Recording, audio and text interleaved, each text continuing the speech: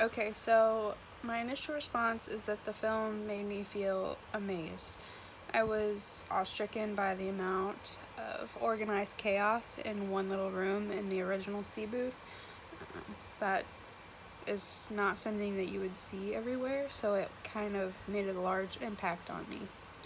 I was most engaged with the introduction of the C booth. It was a 20-foot by 25-foot room where they say they save the most lives but also lose the most lives, which is really powerful. It makes me think about how things like this happen all the time in large ERs, like in around the world in large cities. It's crazy. Like, it is literally just chaos everywhere. I actually watched the video twice, once on Wednesday with Eric, Rob, and Tristan, and then a second time today with Tristan, so that I can make the best reflection possible. I wanted to watch it again so I could see things that I didn't see the first time. So it really intrigued me, which was another reason why I wanted to watch it twice. But it was great because I really did get to see things the second time that I didn't the first. With people like different ages, genders, etc., I think doctors would really be able to relate to the film, and then people who know nothing about medicine could be completely shocked or scared by the things they saw, but also relate to it being on the patient aspect of how long you have to wait in ERs and things like that till you're seen.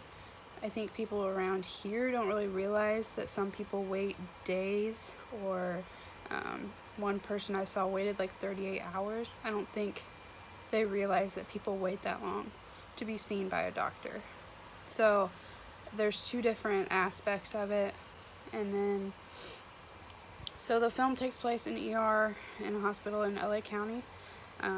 They incorporate the ideas of the Institute of Medicine core competencies by providing patient-centered care. The doctors were all, at first especially, they were all about the patients. Then when they moved to the new ER, they had all this paperwork that they had to do, so they'd saw patients for like 2 minutes, and then 28 other minutes was just the paperwork for that person. They felt like that was ridiculous. They really just wanted to focus on the person.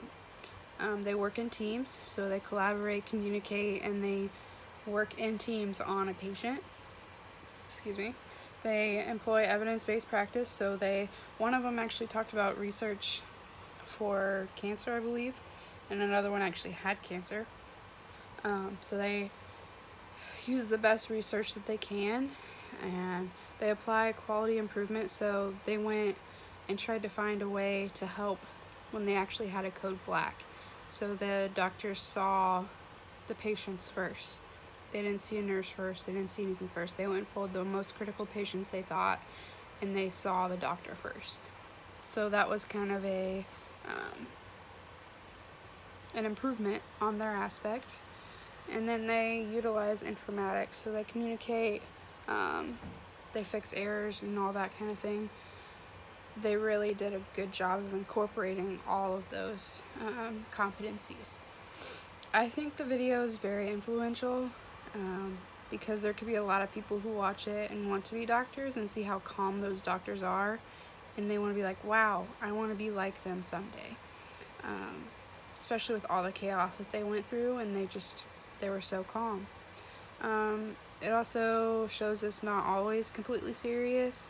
There's downtime when you can have fun and joke around, and I think that's influential for a lot of people because they think, oh, you're a doctor, you work in the ER, you're always serious, you're always busy doing something, but there's downtime in certain ERs. They also talk about the amount of paperwork, and it makes you realize how crazy documentation is, especially with HIPAA and all that. So it shows how different things were 20 years ago, which was like the old C booth, and to the new hospital where it's a lot of paperwork. So they went from strictly working with patients, not doing a whole lot of paperwork because they had waivers, to the new hospital where they had strict codes, strict regulations, and all this paperwork. So that I wouldn't necessarily say that that was an influence, but it shows how things have changed over time. And it relates to athletic training by showing that we aren't the only ones with problems, that things have greatly evolved in healthcare as a whole. The movie talks about how all the paperwork kills the passion of saving people's lives, which is relatable to athletic training, especially charting to cover your own ass, for a lack of better terms. We chart and chart and chart and write things down just so we can protect ourselves from being sued, when really we just want to help the patient. So, as an athletic trainer, we talk about patient centered care, but with everything else, like what was happening at the new hospital, they were seeing everything but what mattered, which was the patient. And they kind of took in a new system where they were treating the patient and then documenting later. So, like, they would go through what they were doing, and then it just flowed better, and it made it seem more like the old C booth, which is what they really liked. And it was more using adrenaline rather than just this slow process of seeing people. So I think the video was amazing, and everyone should watch it, whether they're in the medical field or not, because they need to see how things really come about, that it's not the doctor's fault that things are going slow.